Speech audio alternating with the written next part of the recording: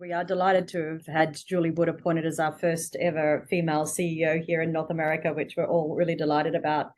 But look, we set ourselves some ambitions to have 40% of women in leadership by 2025, and we are well on our way to achieve those targets, probably early. For us, it's not just about diversity, it's also about inclusion. And one of our values is we are inclusive, and we've got hashtags which accompany our values. And for us, the hashtag here is value all views. And it's not just about diversity, it's also about inclusion for us and making sure we're building that and baking it into the culture.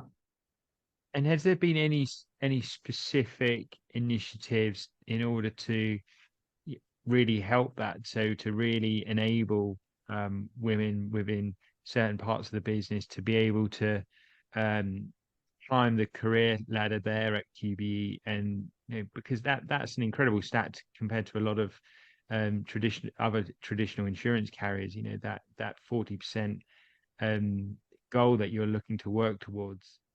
Yeah, great question. And I think you've got to do a lot over many, many years. This is not a short-term kind of change. We've got a range of programs throughout the employee life cycle. So it starts with our interns and our campus programs. It works its way up through our early careers, our mid-level leader programs. We do a lot in the space of talent and development, and we're quite proud of our internal progression and then the internal development that we really try to foster within the organization.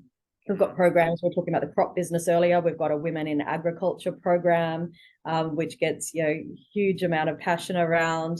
We've got employee networks to drive not just the women's agenda, but other employee network groups. I do think the point of inclusion is really important though, Nick. And for us, it's not just around kind of diversity.